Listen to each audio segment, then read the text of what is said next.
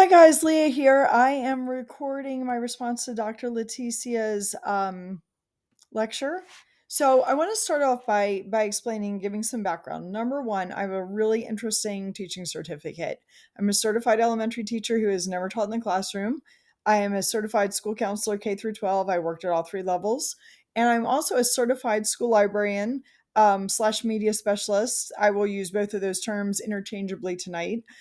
K through 12, and I worked in a Title I elementary school for 4 years as a school librarian media specialist. And by the way, when I was doing that, I taught 27 classes a week, each were 45 minutes long in grades K through 5. So lots of shifting through developmental stages.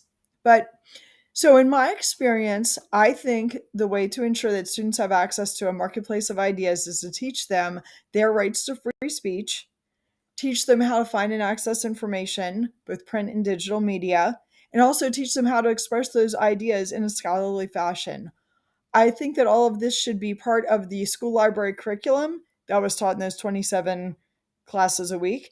And it should be taught by the school librarian as a part of their role in the schoolhouse. Um, so when I was getting certified as a school librarian, I had to complete 18 credits of graduate level courses. And they centered around collection development, the Dewey Decimal System, library organization, and technology. We were told often that we're the defenders of the First Amendment, but it really was never explained in context or in depth to me at all. So when I read the Pico case, it helped me understand that not only what my role was as a school librarian defending the First Amendment, but also the point that James Madison made that we read about, I believe in the first week of class, about how in the beginning of our country, and should always be, that if we even let a slight transgression occur that limits our constitutional rights, it could be opening the floodgates for them to be overrun. The Pico case, while I understand the frustration and disgust of the parent who is the political prisoner who wanted to remove the erroneous text about Cuba, I also see that the case itself was brought up as a protection about not opening that door to allow our libraries to be censored and have books removed by those in power. I do, however, think that it would have been a fair request of the parent to talk to the school librarian and see if the books could be weeded.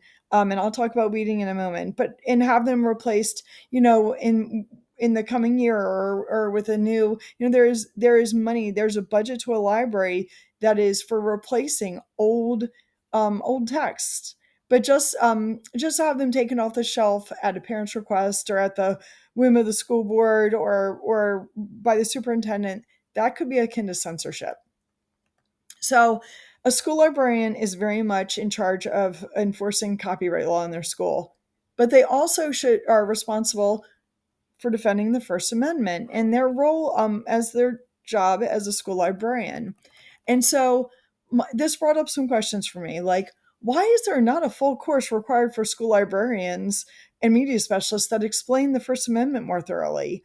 Why is there no professional development for school librarians regarding this?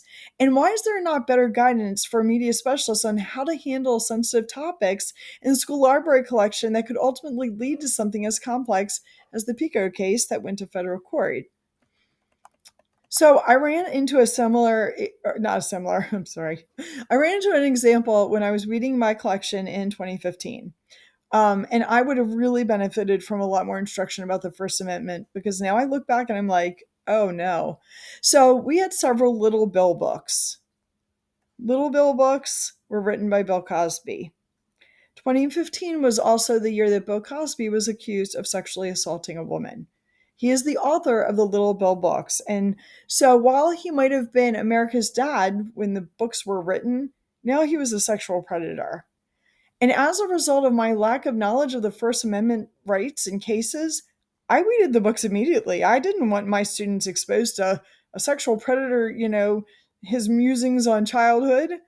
Now I wonder if I should have. And I also wonder what the proper process should have been for weeding books other than to be at my discretion. Should those books have been put aside? Or would that have violated the First Amendment rights? Because at that time, Bill Cosby had been accused, but he had not been convicted. My training for reading books was that we were taught that you read them if they're old, if they have erroneous information, like the Pico book, that they hold out of date information, if they were in poor physical condition, if they hadn't been circulated for a while. But I was never told to do in terms of immediacy when the author is accused of a crime. I guess my point is that I think that the school library is a place where we can keep that marketplace of ideas. But I think that there probably needs to be um, more focus put on helping the school librarian understand what that means.